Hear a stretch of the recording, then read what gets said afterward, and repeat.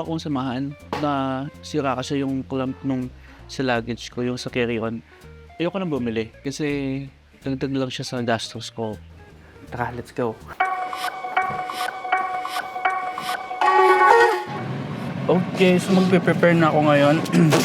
Ilabas ko lang yung luggage ko, yung pinakita ko sa inyo kanina. Tapos, pupunta na tayo sa Walter Mart, okay?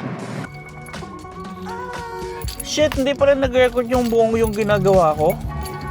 Ay, ito yung kailangan talagang masanay ka pag record nitong DJ Osmonini. Kasi minsan, akala mo nag-record na. Although first time ko lang naman mag-vlog. So, first time mag-vlog gamit ito. Pasensya na guys. Hindi ko pa pala na diretso yung gulong. Tingnan nyo.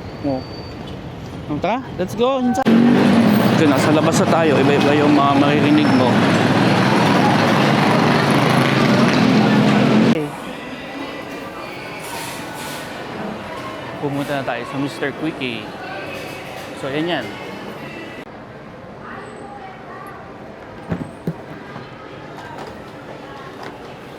Ang starting lang is 500 hanggang 2,000.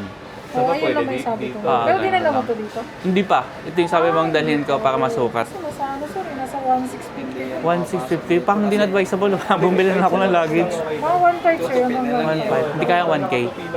Papatusin ko pag 1K. Kapamang kasi sa kanya. Sige. Okay, update.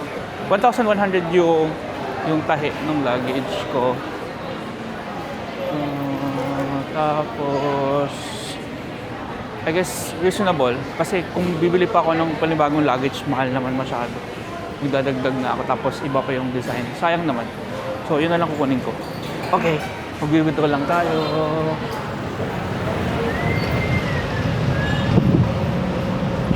Withdraw muna tayo para may pambayad tayo sa luggage.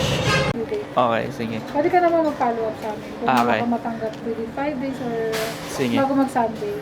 Bago mag-sando, titsukan ko na lang. Ha? Ano ba? Ano bang tatak nito? Hindi ko alam. Black na lang na rin ito? Oh, black. May paratandaan ka na. Sige.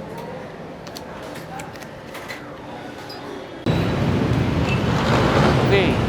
So, I think this is the best opportunity para pakinig ko sa inyo yung microphone. Dahil sobrang ingay, hindi ko alam kung naririnig nyo ako guys, pero galing na ako ng Walter Mart at nagawa ko na ang dapat gawin. Dala ko na kay Mr. Kiko yung aking luggage at sana makuha ko lang Sunday. Okay.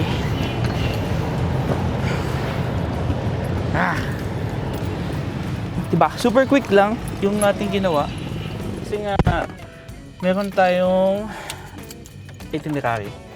So, to explain further, may partner kasi yung luggage ko, medium. So, ito naman is yung carry-on. Nag-check kami nung Sunday dito sa Walter Mart. Tsaka, alam mo naman sa mga mall, kung bibili ka pa ng online, parang hassle lang. So, parang sa akin, maganda pa rin yung quality. Nasira lang daw kasi yung holder nung clamp, parang ano siya yung nag-hold dun sa mismong luggage dun sa parehong side. So, nasira siya kasi goma lang yung nilagay. So, napunit. Which is nakita ko talaga napunit nga. And, luckily, sabi niya mayroon sila ng material which is yung leather na ginagamit sa mga bag.